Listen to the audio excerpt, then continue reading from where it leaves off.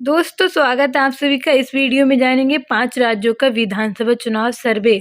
इस साल 5 राज्यों में विधानसभा चुनाव होने वाले हैं और सभी 5 राज्यों का सी वोटर का सर्वे सामने आ चुका है। इस सर्वे में जानेंगे किस पार्टी को कितनी सीटें मिल सकती हैं, जबकि 5 राज्यों में से सभी राज्यों में बीजेपी को इस बार काफ़ी तगड़ा झटका लगा है और 4 राज्यों में बीजेपी का सफाया हो गया है, जबकि एक राज्य में बीजेपी को थोड़ा बहुत फ़ायदा मिलता नजर आया है। तो जानेंगे किस राज्य में किस पार्टी को कितनी सीटें मिल सकती हैं और कौन सी पार्टी की किस राज्य में सरकार बन सकती है। आपको इस वीडियो में पूरी जानकारी देने वाले हैं। तो यहाँ पर बात करेंगे तो जानेंगे कौन से वो राज्य हैं जिसमें भाजपा को तगड़ा झटका लगा है। तो बाकी सभी राज्य के बारे में आपको बताएंगे किन किन राज्य में किन पार्टियों की सरकार बनी है और किन पार्टियों को तगड़ा झटका लगा है। आपको इस वीडियो में पूरी जानकारी देने वाले हैं। तो वीडियो को लाइक करना, शेयर करना, रोज़ाना ताज़ा फ्रेश ओपिनियन पोल जानने के लिए अपने इस चैनल को सब्सक्राइब जरूर कर लीजिए। तो यहाँ पर सबसे पहले बात करने वाले हैं छत्तीसगढ़ की सभी 90 सीटों के बारे में। छत्तीसगढ़ में आज चुनाव है 20 सीटों पर, जबकि और बाकी 70 सीटों का चुनाव 17 नवंबर को होने वाला है। तो यहाँ पर छत्तीसगढ़ में विधानसभा की 90 सीटें और बहुमत पाने के लिए किसी भी पार्टी को 90 में से 40 सीटों की आवश्यकता होती है। जिस पार्टी के पास 40 सीटें होती हैं वही छत्तीसगढ़ में अपनी सरकार बना सकता है। तो यहाँ पर बात करेंगे बीजेपी को मिल सकती हैं 36 सीटों में से 42 सीटें, जबकि कांग्रेस पार्टी को 45 सीटों में से 51 सीटें मिल सकती हैं। यहाँ पर कांग्रेस पार्टी को एक बार फिर से काफ़ी तगड़ी जीत हासिल होती दिखाई दे रही हैं, तो वहीं अन्य पार्टियों को 2 से 5 सीटें मिल सकती हैं। छत्तीसगढ़ के अंदर बीजेपी को इस बार थोड़ा बहुत फ़ायदा होता दिख रहा है पिछली बार के मुकाबले, क्योंकि पिछली बार में छत्तीसगढ़ में बीजेपी को 15 सीटें मिली थीं, जबकि इस बार भी छत्तीसगढ़ में बीजेपी का सपना टूटने वाला है, क्योंकि इस बार बीजेपी को छत्तीसगढ़ में जीत मिलने वाली नहीं है, क्योंकि छत्तीसगढ़ में 40 सीटों में बहुमत का आंकड़ा है। तो बीजेपी को यहाँ पर 36 से सिर्फ 42 सीटें मिलती नजर आ रही हैं। तो वहीं कांग्रेस पार्टी को 45 से 51 सीटें मिलती दिखाई दे रही हैं। छत्तीसगढ़ के अंदर एक बार फिर से बीजेपी को तगड़ा झटका लगा है। छत्तीसगढ़ में कांग्रेस पार्टी ने एक बार फिर से बाजी मार ली है। यहाँ पर कांग्रेस पार्टी को काफ़ी अच्छी जीत हासिल होती नजर आई है। तो इसी के साथ बात कर लेते हैं मिजोरम की 40 विधानसभा सीट के बारे में। तो उससे पहले आपको बता दें कि ये सर्वे एबीपी सी वोटर सर्वे है। ये सर्वे बहुत ही ज़्यादा इम्पोर्टेंट है आप लोगों के लिए। आपको पता लग जाएगा चुनाव होने से पहले ही कि किस पार्टी को कितना बड़ा फ़ायदा होता मिल रहा है, तो वहीं किस पार्टी को इस बार कितना तगड़ा झटका भी लग रहा है। आपको इस वीडियो में पूरी जानकारी मिलने वाली है। तो मिजोरम की 40 सीटों पर बहुमत पाने के लिए किसी भी पार्टी को यहाँ पर 21 सीटों की आवश्यकता होती है। जिस पार्टी के पास 21 सीटें होती हैं वही मिजोरम के अंदर अपनी सरकार बना सकता है। तो यहाँ पर बात करें किस पार्टी को कितनी सीटें मिलती नजर आ रही हैं, तो एमएनएफ को यहाँ पर 17 से 21 सीटें मिलती नजर आ रही हैं। तो वहीं कांग्रेस पार्टी को 6 से 10 सीटें मिलती दिखाई दे रही हैं। तो जेडपीएम को 10 से 14 सीटें मिलती नजर आ रही हैं। मिजोरम के अंदर एक बार फिर से एमएनएफ की सरकार हो सकती है, या फिर ऐसा भी हो सकता है कि किसी को पूर्ण बहुमत ना मिले या फिर किसी को कोई भी जीत हासिल ना हो। और मिजोरम के अंदर बीजेपी पार्टी को 0 से 2 सीट मिलती नजर आ रही है। मिजोरम के अंदर एक बार फिर से बीजेपी को तगड़ा झटका लगा है।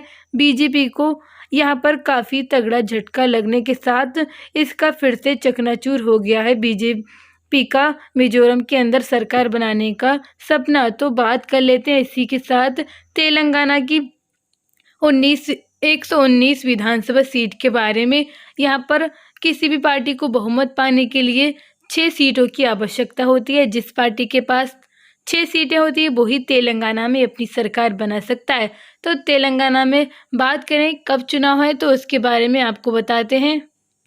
30 नवंबर को तेलंगाना में विधानसभा चुनाव है और चुनाव के परिणाम 5 दिसंबर को ही आ जाएंगे। यहाँ पर अभी की बात करें तो तेलंगाना के अंदर बीआरएस पार्टी की सरकार है।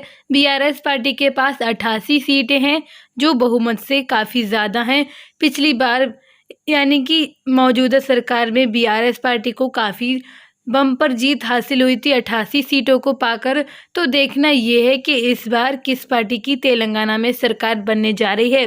तो वहीं बात करें बीजेपी की, तो बीजेपी को 5 से 11 सीटें मिल सकती हैं और यहाँ पर एक बार फिर से बीजेपी को तगड़ा झटका लगता नजर आ रहा है। तो कांग्रेस पार्टी की बात करें तो तेलंगाना के अंदर कांग्रेस पार्टी को 43 सीटों से 55 सीटें मिलती नजर आ रही हैं।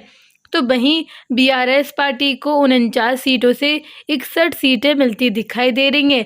एक बार फिर से यहाँ पर बीआरएस पार्टी की सरकार हो सकती है या फिर कांग्रेस पार्टी यहाँ पर बाजी मार सकती है, या फिर कांग्रेस पार्टी की तेलंगाना में सरकार होने जा रही है, या फिर बीआरएस पार्टी दोबारा अपनी सरकार बना लेगी तेलंगाना के अंदर। तो इसी के साथ बात कर लेते हैं राजस्थान के बारे में। राजस्थान में कुल 200 सीटें हैं और बहुमत पाने के लिए यहाँ पर किसी भी पार्टी को 101 सीट की आवश्यकता होती है। जिस पार्टी के पास राजस्थान में 101 सीट होती है वही अपनी सरकार बना सकता है। तो यहाँ पर देखें तो बीजेपी को मिल सकती हैं 114 से 126 सीटें। सिर्फ एक राज्य है जिसमें बीजेपी को थोड़ा फ़ायदा होता दिखाई दे रहा है। बाकी 5 राज्यों में से 4 राज्यों पर तो बीजेपी का सफाया हो चुका है। बाकी इसी राज्य में बीजेपी को थोड़ा फ़ायदा होता नजर आया है। तो बात करें कांग्रेस पार्टी की, तो कांग्रेस पार्टी को 67 से 77 सीटें मिल सकती हैं। तो वहीं अदर्स पार्टी को 5 से 13 सीटें मिलती नजर आ रही हैं।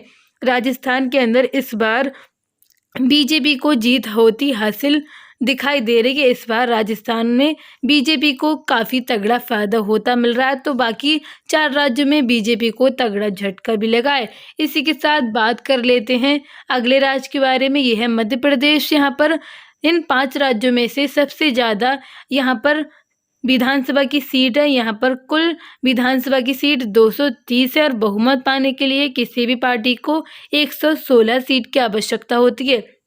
जिस पार्टी के पास 116 सीटें होती हैं वही मध्य प्रदेश में अपनी सरकार खड़ी कर सकता है। तो यहाँ पर देखा जाए बीजेपी को मिल सकती हैं 99 से 111 सीटें, जबकि कांग्रेस पार्टी को 118 से 130 सीटें मिल सकती हैं। यहाँ पर कांग्रेस पार्टी को बहुमत काफ़ी अच्छे से हासिल होती नजर आ रही है। तो वहीं अन्य पार्टियों को 2 सीटें मिल सकती हैं।